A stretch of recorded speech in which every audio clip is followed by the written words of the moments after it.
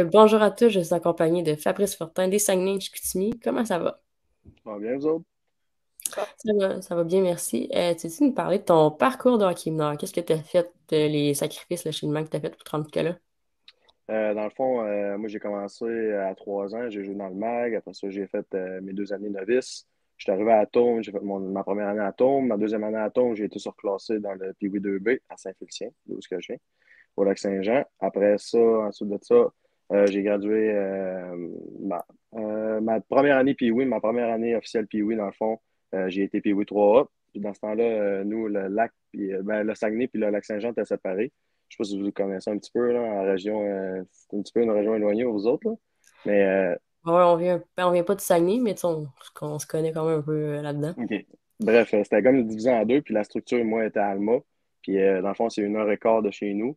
Fait que pendant 3 ans, dans le fond, ma première année Pee-Wee, ma deuxième année Pee-Wee, puis ma première année Bantam, je me levais, je partais à 5h45 le matin en bus. J'arrivais à l'école à 8h, puis après ça, je faisais ma journée. Je jouais au hockey. Après ça, j'étais comme dans mes premières années dans le sport-études. Après ça, je partais de l'école à 4h, puis j'arrivais chez nous à 6h. Fait que j'ai fait ça, 4 heures et quart de bus, j'ai fait ça pendant 3 ans chaque jour pour pouvoir continuer à jouer au hockey dans l'élite. Ensuite de ça, là, je suis tombé, Bantam deuxième année, là, je suis tombé en pension. La structure s'est déplacée à Jonquière. Après ça, je suis tombé en pension dès l'âge de 14 ans pour jouer au hockey encore une fois.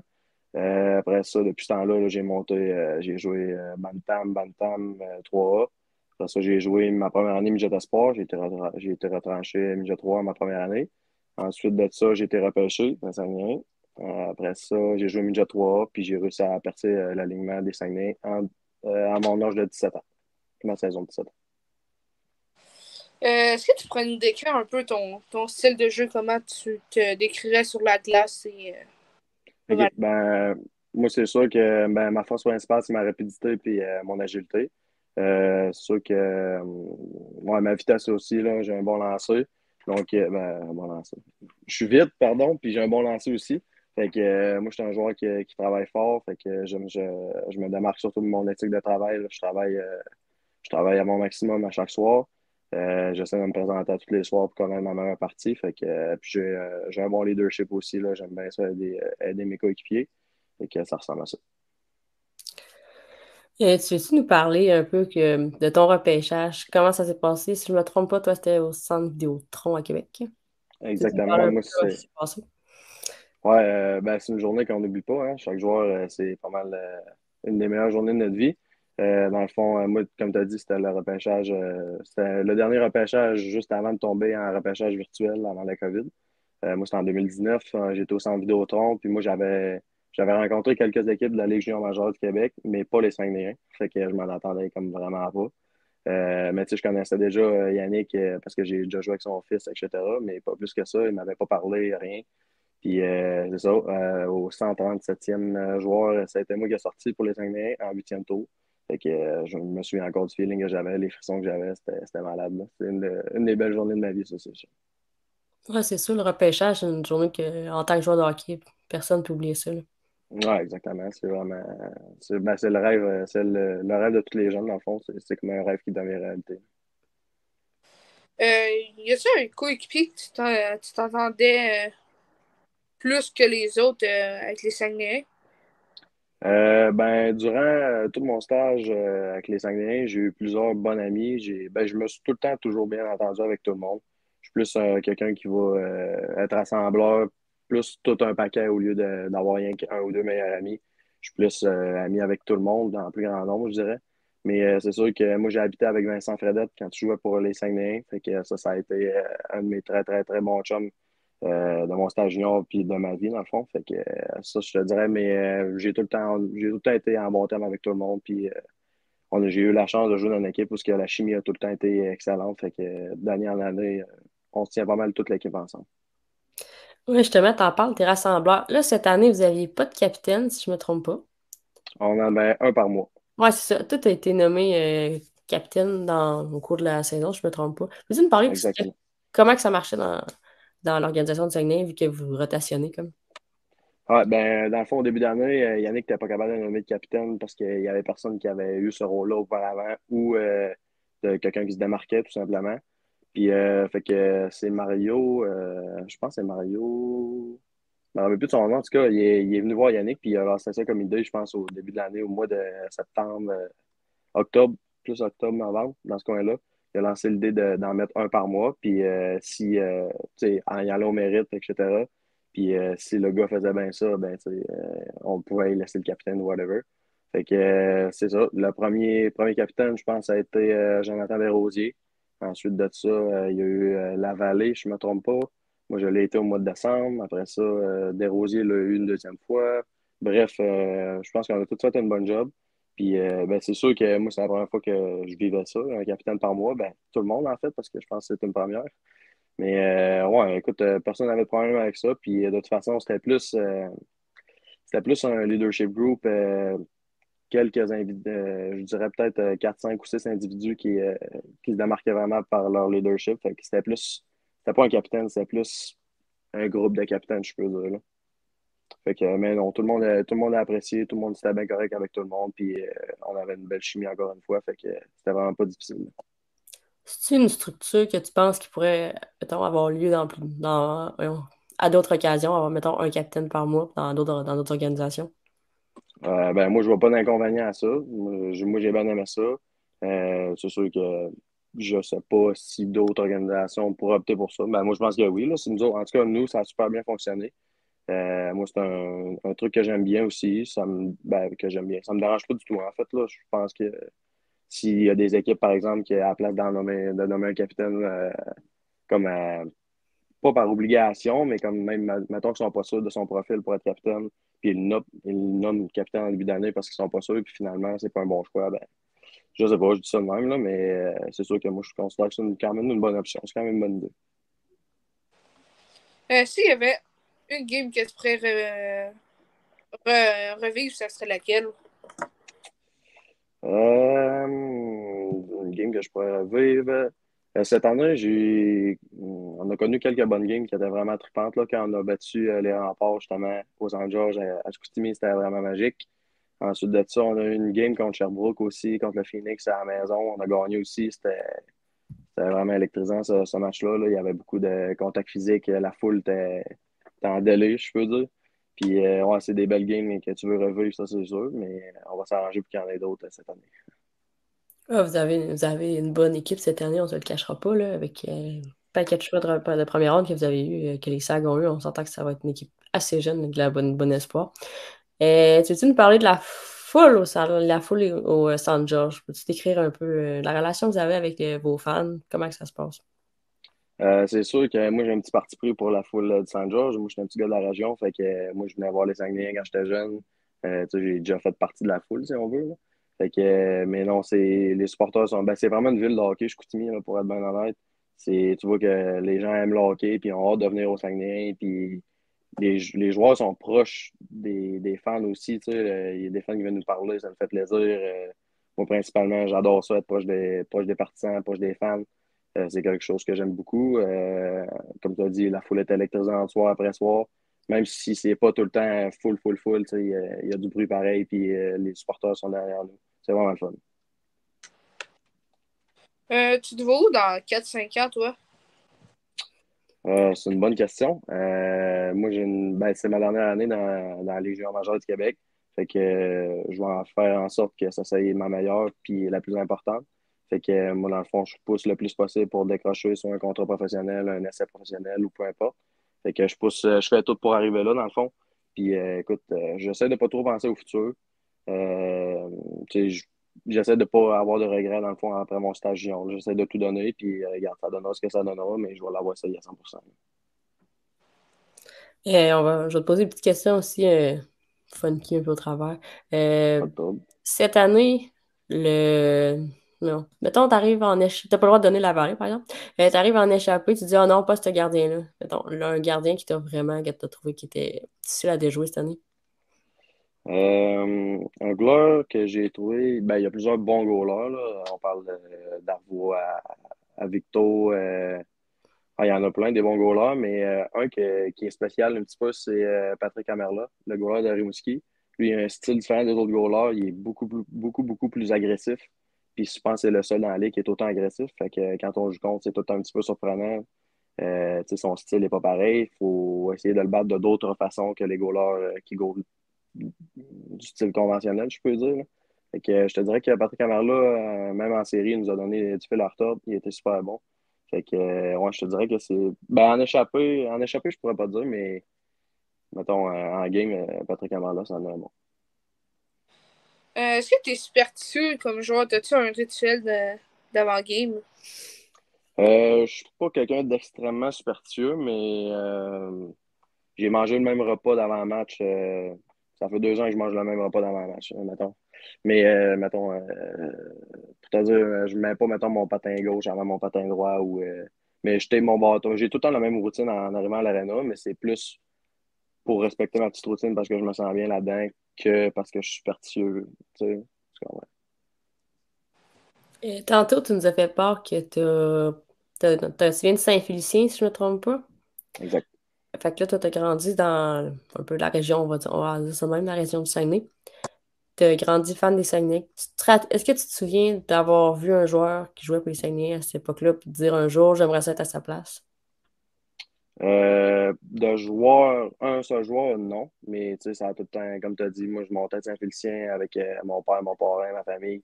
Puis c'est tous des mordus de hockey. Puis c'est ça, on montait voir les Saguenay. Puis tu sais, je les voyais donc bien gros, puis grands, puis ils étaient donc bien bons, puis etc. Mais regarde, je finis ma dernière année junior, puis j'ai passé mon séjour junior à Chicoutimi. Je suis extrêmement fier de ça. Puis moi, je suis bien content, mais de joueurs que j'aimerais ça être à leur place, c'était plus l'ensemble, tu sais, d'avoir la possibilité puis la fierté de pouvoir porter le chandail des Saguenay-Chicoutimi quand c'est ton équipe que tu regardes depuis que tu es jeune. Fait que, ouais, c'est comme un rêve devenu réalité, là. On s'entend qu'il n'y a pas tous les joueurs qui ont cette chance-là. Quand tu as entendu ton nom, probablement, tu sais, au centre Vidéotron, pareil, Yannick Jean, t'as dit, t'es quand même fier de toi, là. Ouais, vraiment, vraiment. Puis, tu sais, moi, je m'étais promis que peu importe à quel rang je sortais au repêchage, dans le fond, que peu importe, tout ça joue au camp de toute façon. Fait que j'étais prêt à me faire valoir puis à prouver ce que j'étais capable de faire. Puis écoute, ça a marché. Je finis ma carrière à la place que je l'ai commencé, dans ma région en plus. Fait que je pense pas que je pourrais demander bien, bien mieux, là. En effet. Comment tu gères la pression devant un match qui pourrait être crucial ou c'est vraiment important pour la saison? Ça, je suis rendu que je suis quand même assez bon avec l'anxiété, par exemple. Quand j'étais plus jeune, j'en ai fait beaucoup. Puis ça m'a nuit justement au hockey. J'étais même trop stressé. Puis j'ai fini par comprendre que plus t'es stressé, plus ça va mal quasiment. Fait que c'est quasiment automatique, là. Fait que je prends ça cool. Puis je me concentre, je visualise. Je suis quelqu'un qui visualise beaucoup avant ces matchs. Fait que tu sais, je sais ce que je vaux. Je connais mes forces, mes faiblesses. Fait que j'essaie de jouer dans mes forces puis de faire du mieux que je peux, tout simplement. Mhm. Euh, T'as le numéro 81, si je ne me trompe pas. 91. 91, excuse, hey, je me mets vite mes notes. Ah, Y c'est bien correct. a-t-il une signification spéciale pourquoi tu as choisi ce numéro-là? Non, pas vraiment. C'est pas une signification. C'est un numéro que j'ai toujours trouvé beau. À part de ça, pas vraiment de signification. Ben, quand je suis arrivé, dans le fond, moi, c'était principalement des vétérans qui avaient déjà leur numéro. Puis lui qui avait ce numéro-là, c'était Marcotti. Puis quand moi, je suis arrivé, lui, il est parti. Il s'est fait échanger, je me trompe pas.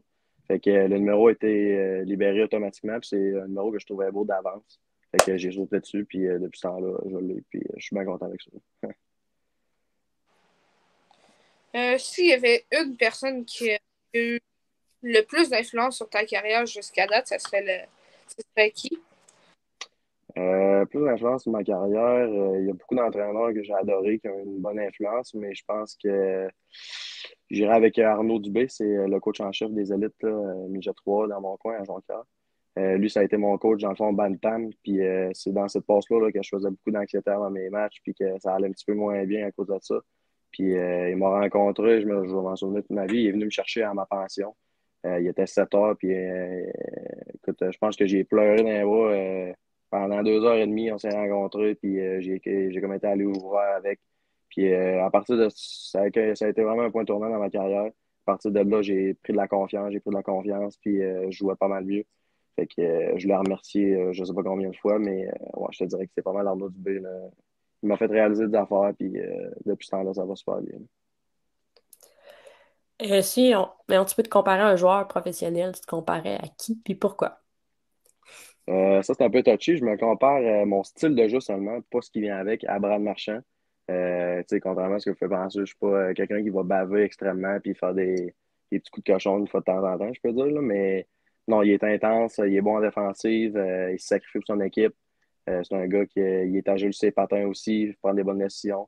Fait que je pense que j'irai avec un Brad Marchand. En effet, moi je t'ai vu plusieurs fois contre Québec, puis je peux te dire que on peut valider que tu donnes du cœur et tu y vas à 100%, ça c'est sûr et certain. Merci, c'est gentil. Quel joueur des Sags il a eu le plus d'influence sur ta carrière jusqu'à date quand tu es arrivé avec l'équipe? Moi, c'est sûr que quand je suis arrivé, c'était une des grosses années des Saguenayens. On a perdu en demi-finale contre les Foreurs de Val-d'Or à la Coupe du Président. Comme j'ai dit tantôt, c'était principalement des vétérans. Fait que tu sais, j'avais beaucoup de modèles sur qui me baser. Mais je pense que lui que je me suis plus imprégné de sa façon de jouer et sa façon de se comporter, c'est Dawson Mercer. Ce gars-là, honnêtement, il est parfait sur toute la ligne. Il est super gentil, il est attentionné, il fait au hockey, il fait tous les détails. Euh, Puis, tu sais, il est vraiment humble, là. Je sais pas le mot en français. Il est vraiment intègre. Tu sais, il agit pas comme quelqu'un qui est vraiment bon. Tu sais, il est pas fraîché, je peux dire. Il est vraiment son affaire, puis il est vraiment bon, là. C'est assez fou, c'est assez impressionnant. Puis, tu sais, j'ai eu la chance de jouer un petit peu sur sa ligne. Puis, j'essayais de me tenir proche dans les entraînements. Je regardais comment il faisait. Puis, il est super dadon, comme j'ai dit. C'est un des très, très bons coéquipiers que j'ai eu dans ma vie. On va te poser une petite question, là. Tu sais, t'es arrivé dans l'année, je pense, si je me trompe pas, tu sais, il y avait Dawson Mercer, Raphaël Harvey-Pinard, puis c'était la grosse année des Saguenayens, comme on dit. Ouais. Penses-tu que si la COVID serait pas arrivée, vous auriez pu, cette année-là, être champion? Ben moi, dans le fond, à 16 ans, moi, j'ai joué MJ3, mais on venait de se faire éliminer. Puis là, je commençais, Yannick qui m'appelait, là, je commençais à être là presque à chaque match. Puis la COVID est arrivée, fait qu'on a arrêté. Mais tu sais, j'étais pas officiellement dans l'alignement à 16 ans. Mais cette année-là, quand je remplaçais une fois de temps en temps, honnêtement, on avait un club à vraiment tout casser, là. Ben, moi, je pense qu'on aurait gagné. Puis tout le monde était prêt, tout le monde avait dans le mindset de gagner. Puis on avait vraiment un club de l'enfer, là. C'était assez fou. Puis même l'année d'après, à ma première année à 17 ans, on avait vraiment un bon club aussi, là. On avait Aude, Pierrick Dubé, on avait encore Mercer, Lapierre, tous ces Artemi Niazev à la défense. On avait encore des gros canons. Mais ouais, on a perdu contre Val d'Or en 3 en demi-finale, là. C'était- eux autres aussi, il y avait un bon club, là, on se mentira pas. Non, en effet. C'est-tu des événements qui ont eu, tu sais, qui t'ont appris pendant, tu sais, mettons, quand vous avez perdu contre Val d'Or, ou justement, là, tu sais, que toi, t'as regardé. En 16 ans, t'étais beaucoup de, je pense, tu sais, dans les estrades à regarder un peu les vétérans. C'est-tu des moments qui ont eu une influence, qui font en sorte que t'es le joueur que t'es aujourd'hui? Ben, c'est sûr que tu sais, je suis content d'avoir pu vivre ces moments-là, autant être contender pour la Coupe qu'être en reconstruction comme on l'est en ce moment, comme on l'était l'an passé. Tu sais, j'ai comme vu les deux envers de la médaille. Mais ouais, comme tu dis, c'est de l'expérience que j'acquiers et que j'ai eu la chance de vivre et de voir. Donc, c'est sûr que j'ai appris de ça aussi. Tu sais, en série, on était trop focusé à essayer de gagner. Tu sais, les Voleurs de Val d'Or étaient donc un gros club. Tout. Fait que, tu sais, j'ai appris de ça, comme tu dis, puis j'ai grandi là-dedans, tout simplement. Tu avais été game sans blessure. Comment tu as fait face à ta blessure en fin de saison? Ouais, comme tu as dit, j'étais à plusieurs matchs sans me blesser. J'étais pas, je sais pas si tu l'as dit, je pense que j'étais à comme 138 d'affilée, je me trompe pas. Ouais, j'ai dit 135, là, mais je suis pas sûre. Ouais, quasiment un enfant de même, mais je n'étais pas sûr non plus, mais ouais, j'étais pas habitué d'être dans les estrades depuis 138 matchs, fait que j'étais là chaque soir, puis je me donnais un carré à chaque soir, puis j'avais hâte aux séries cette année, parce que, tu sais, je veux pas, c'est comme la série sur le Sunday de la saison, c'est là que ça compte vraiment, puis tout, fait que j'avais vraiment hâte, puis j'ai bloqué un lancer à Bécamo Dans le fond, c'est arrivé à le 67e match de la saison. En première période, j'ai bloqué un lancer, pardon, puis ça m'a fracturé le pied. Fait que j'ai réussi à finir le match avec le pied fracturé. Après ça, le lendemain, je me suis levé, j'étais plus capable de marcher. Puis c'était notre dernière game le lendemain, dans le fond, le dimanche. Le samedi, pardon, c'était notre match de 20 ans et tout. Puis Ouais. je me suis levé le matin, puis j'ai dit, moi, faut que j'aille prendre des radios, là, parce que si c'est cassé, puis je prends le risque de jouer le match quand même, puis je me remplis, je peux pas jouer en série. Fait que, en tout cas, j'ai pris la décision mature d'aller prendre une radio. Fait que finalement, c'était bel et bien cassé. Fait que j'ai raté les 4 premiers matchs de la série ainsi que le match de l'hommage à nos 20 ans. Fait que ça, c'est pas mal d'un peu moment de ma carrière junior, là, à regarder ton équipe perdre contre Rimouski sans pouvoir intervenir, sans pouvoir les aider, à part avec des paroles entre les périodes, etc. Mais sur la glace, je n'étais pas là pour les accompagner puis forcer avec eux. Fait que ça a été très, très dur, mais si ça avait été rien que de moi, je les aurais tous joué avec le pied cassé, mais j'ai eu le feu rouge du médecin parce que j'avais pas le droit. Fait que après 2 semaines pile que c'est arrivé, il m'a donné le feu jaune, je vais dire, là. Il était pas trop content, mais j'ai pris la décision de jouer. Fait que j'ai réussi à jouer le 5e match de la série, au moins. Fait que je peux dire que j'ai participé un petit peu, mais ouais, on s'est fait sortir en 5. En effet, cette année, je pense que les fractures du pied, là, il y en a eu comme vraiment de blessures, qu'il y en a eu quand même pas mal dans la saison, ça ne le cachera pas. Puis tu sais, le fait que tu voulais jouer absolument match numéro 5, ça démontre un peu t'as du caractère, là, ça ne te cachera pas. Ouais. Sinon, y a-tu un défenseur que tu trouves quand même dans la ligne, tu sais, qu'il est quand même assez robuste et difficile à jouer contre? Des défenseurs robustes, il y en a moins un petit peu que quand je suis arrivé à 17 ans, mais il y a encore beaucoup de défenseurs robustes. C'est sûr que moi, je mesure 5 et 9, fait que les défenseurs contre qui je te dirais que j'ai le plus de misère, c'est les grands. Plus ils sont grands, tu sais, plus ils sont faciles plus ils ont de la facilité à m'attraper avec leur bras, je peux dire, proche de la bande, par exemple. Mais écoute, les Mavericks de l'Amoureux à Drummondville, c'est dur à jouer. Les Charles Côté à Rimouski, tous les grands défenseurs. On avait Edouard Cournoyer à Rouen aussi, il est assez robuste aussi. Ouais, il y a des défenseurs robustes, puis les défenseurs qui sont assez grands, là, c'est quand même une difficulté supplémentaire pour moi parce que je suis pas très grand. Mais j'essaie d'utiliser ma vitesse contre eux, là. Comment tu décrirais l'organisation des Saguenayens, tu sais, le personnel hockey, staff entraîneur? Moi, sans équivoque, c'est sûr que je pense que c'est une des meilleures organisations dans la Ligue. Top 3 facilement. Sont vraiment sharp sur sur tous les aspects-là, surtout à l'école. Nous, l'école, c'est vraiment, vraiment important à Chicoutimi. Puis moi, je suis content de ça parce que l'école, c'est une de mes valeurs aussi. Puis tu sais, tous les gars, on va à l'école, le personnel hockey, ça coche, tous nos entraîneurs adjoints, nos entraîneurs-chefs, nos directeurs généraux, toute la gang, ils sont tous vraiment gentils, puis tu sais, c'est tous des mordus de hockey, fait que c'est pas vraiment une corvée le matin, se lever puis venir à l'aréna, là. Euh, Là, toute l'année prochaine, tu vas jouer 20 ans. Ouais, exact. Comment tu vois ça, que c'est comme déjà ta dernière année? Ah, j'aime autant pas y penser. Je dirais pas que ça me fait de la peine, mais j'essaie de pas y penser. Puis, tu sais, on dirait que ça passe tellement vite. Tu sais, quand tu arrives junior, tu te fais dire profiter de chaque moment parce que la carrière junior, ça se passe vite. Tu sais, tu penses un petit peu avec un grain de sel, là. Tu sais, ça passe vite. Tu as quand même 3 4 5 ans dans la ligue. Mais, tu sais, je cligne des yeux puis je suis déjà rendu à l'aube de ma saison de 20 ans. C'est assez fou comment ça passe vite.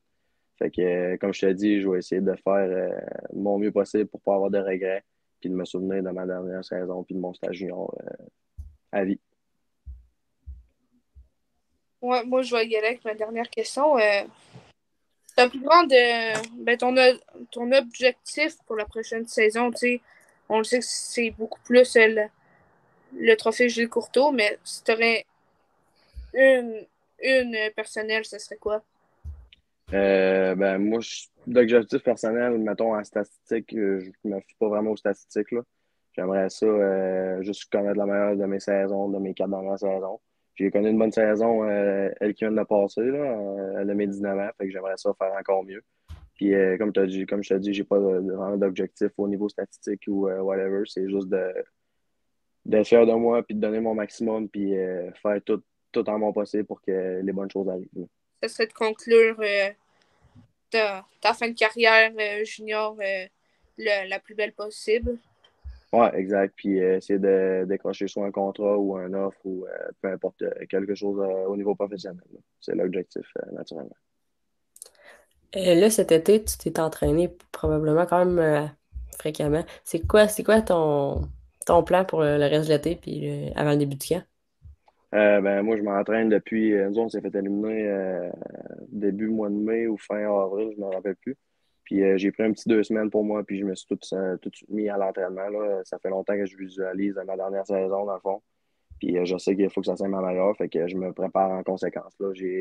C'est ma plus grosse été d'entraînement à vie. Je mets vraiment toute la gomme, là. Je m'entraîne fort, je mange bien, je me prépare mentalement, je travaille fort sur la glace aussi. J'essaie de m'améliorer en vue d'être le meilleur au sommet de ma forme euh, à l'aube du camp d'entraînement. En fait, parfait, on va te souhaiter une belle saison avec les Saguenayens. Merci beaucoup. Puis d'en profiter au maximum. Vous avez un bon noyau de jeunes cette année, je pense. Ça va être quand même une bonne saison pour toi, là. Merci beaucoup d'avoir accepté. Ça me fait plaisir, merci à vous autres. Au plaisir de te croiser dans un aréna de la GMQ l'année prochaine. Super, à bientôt. Merci, au revoir. Au revoir.